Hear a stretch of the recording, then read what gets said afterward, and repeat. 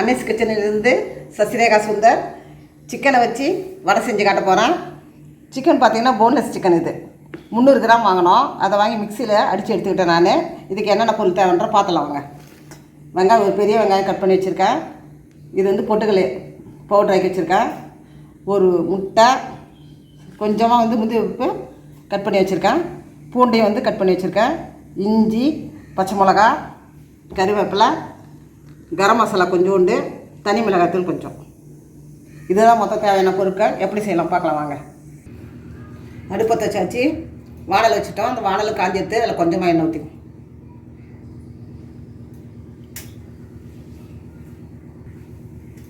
அதில் வெங்காயத்தை போட்டுக்குவோம்,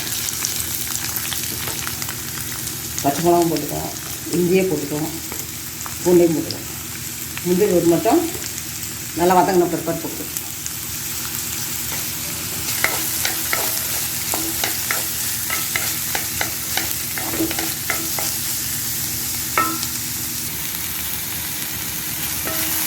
வெங்காயம், பூண்டு, பச்சை மிளகாலாம் வதக்கிட்டு இப்போ நம்ம சிக்கன் போடுவோம்.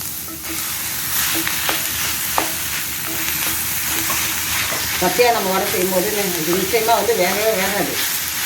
நம்ம நல்லா வதக்கும் போதே பாதி வெந்துடும். சிக்கன் பார்த்திங்கன்னா பாதி வெந்துடும். அதுக்கப்புறம் நம்ம வடை செய்யும்போது மீதி வந்துடும். கொஞ்சம் மஞ்சள் சிக்கன்,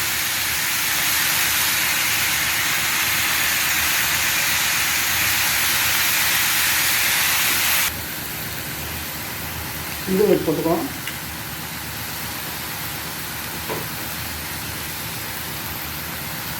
கரம் மசாலா, தனி மிளகாய்த்தூள் இதே கலந்துருவோம்.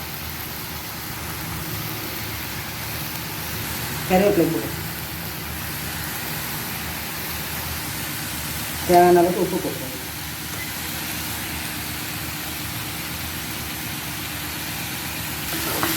கேஸை ஸ்லோவில் வச்சு அப்படியே கொஞ்சமாக நம்ம கிண்டிட்டு ஒரு 5 நிமிஷம். அதுக்கப்புறம் எடுத்து இதை ஆற வச்சு தான் நம்ம ரெடி பண்ணணும். வடை செய்யறதுக்கு நம்ம ரெடி பண்ணணும். கொஞ்சம் சாஃப்டாக வரதுக்கோசம் நம்ம இது மாதிரி நசுக்கி எடுத்துக்கணும். ஏன்னா லேசாக அந்த சிக்கன் பார்த்திங்கன்னா கட்டி முட்டை நம்ம வந்து கடையிலே கொந்தி கொடுத்துருந்தானா நல்லாயிருக்கும். இந்த சிக்கனை வந்து கொந்தி கொடுக்கல.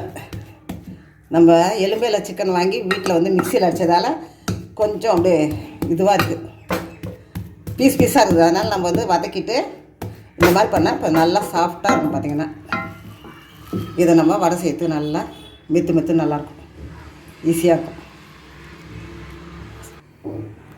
அடுப்பத்தை வச்சாச்சு, பாத்திரத்தை வச்சுட்டோம்.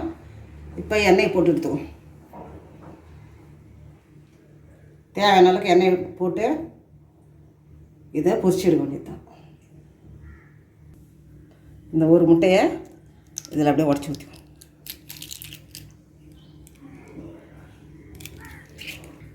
இந்த பொட்டுக்கடலை மாவை வந்து ஒரு 2 டேபிள் ஸ்பூன் போட்டுக்கலாம். அதில் இப்போ எல்லாம் பிசைஞ்சு உப்பெல்லாம் சரியாக தான் பார்த்துக்கணும். ஒரு முட்டை, 2 டேபிள் ஸ்பூன் பொட்டுக்கடலை மாவெல்லாம் போட்டு எல்லாம் பிசைஞ்சால் தான் வடை கிறிஸ்பியாக நல்லாயிருக்கும். வடையாட்டம் நம்ம மெதுவாக தட்டி மெலிசாக போட்டு எடுத்துடணும்.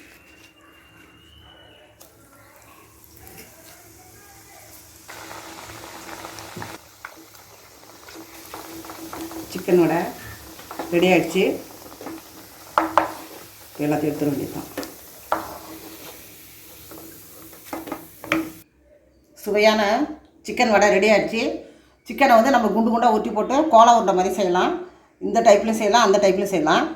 இது நம்ம வடையாக போடும்போது நல்லா கிறிஸ்பியாக கிடைக்கும். நமக்கு சுவையும் ரொம்ப நல்லாயிருக்கும், கிறிஸ்பியாக கிடைக்கும்.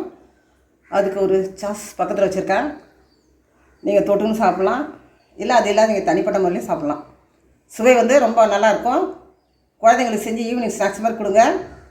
செஞ்சு பார்த்து எனக்கு கமெண்ட் பண்ணுங்கள், லைக் பண்ணுங்கள், ஷேர் பண்ணுங்கள், கமெண்ட் பண்ணுங்கள். என்னோடய அன்னீஸ் கிச்சனுக்கு சப்ஸ்கிரைப் பண்ணுங்கள். தேங்க்யூ.